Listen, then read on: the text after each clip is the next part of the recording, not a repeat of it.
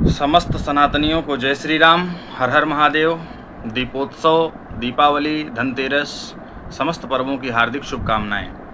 आज हम बात करेंगे तिथि क्षय और वृद्धि के बारे में। जैसा कि आप लोग देख रहे हैं कि कभी तिथि का क्षय हो जाता है, कभी तिथि वृद्धि में बदल जाती है, एवं हमारे जो त्यौहार हैं उनमें भी बहुत विस्मृति फैलती है। अनेकों अनेक मुहूर्त बताए जाते हैं, अनेकों अनेक दिवस दिन निर्धारित किए जाते हैं। इसी क्रम में आज मैं आप लोगों के सामने बताना चाहूँगा कि जब तिथि क्षय होती है वह कैसे होती है और वृद्धि होती है तो कैसे होती है। जैसा कि हम देखे हैं कि पिछले महीने में, आश्विन मास में, कुमार महीने में शारदीय नवरात्र जो थी वह 10 दिन की थी। कारण ऐसा था कि उसमें एक तिथि की वृद्धि हो गई थी। कारण ऐसा होता है कि जब कोई तिथि दूसरे दिन प्रवेश कर जाए और सूर्योदय काल के समय तक तिथि रह जाए तो वह तिथि वृद्धि की ओर प्राप्त हो जाती है। और अगर कोई तिथि आज प्रारंभ हो और कल सूर्योदय में स्पर्श ना करे तो वह तिथि क्षय हो जाती है।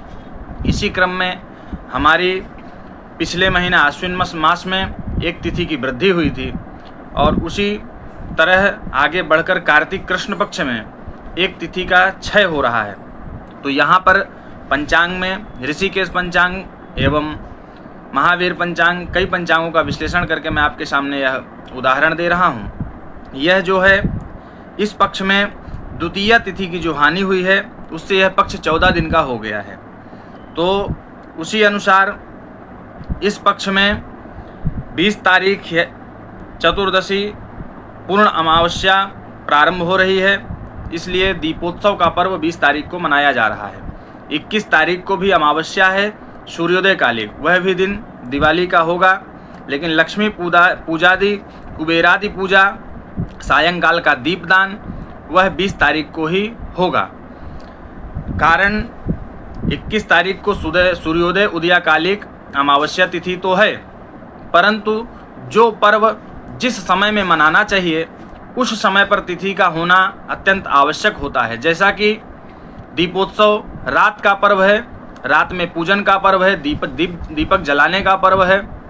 इसी क्रम में यह पूरा पर्व रात्रि काल मनाया जाता है और अमावस्या जो है वह 20 तारीख को सायंकाल ही प्रारंभ हो रही है, इसलिए पूरी रात्रि अमावस्या 20 को रहेगी।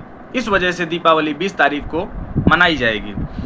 21 तारीख को भी अमावस्या होगी, परंतु सायंकालीन तक ही अमावस्या रहेगी और सूर्यास्त के बाद अमावस्या नहीं होगी, प्रतिपदा प्रारंभ हो जाएगी।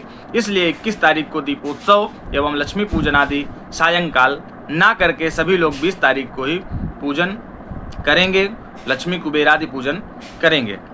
इसी क्रम में बताना चाहता हूँ कि कल 18 तारीख धनतेरस पर्व मनाया जाएगा। भगवान धन्वंतरी जी की पूजा की जाएगी एवं समस्त प्रकार की आरोग्यता के लिए, आयुष्य की प्राप्ति के लिए भगवान धन्वंतरी से प्रार्थना की जाएगी।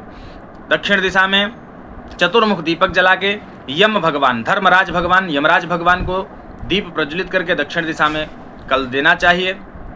तत्पश्चात परम दिवस में काली चौदस और 20 तारीख को दिवाली। इसी क्रम में मैं तिथि क्षय और तिथि वृद्धि के बारे में आप लोगों के सामने कहा, इसका आप लोग अवलोकन करें और प्रेम पूर्वक सपरिवार मिलकर के बंधु बांधवों के साथ, मित्रों के साथ दिवाली को अच्छे से मनाएं। शुभ दीपावली।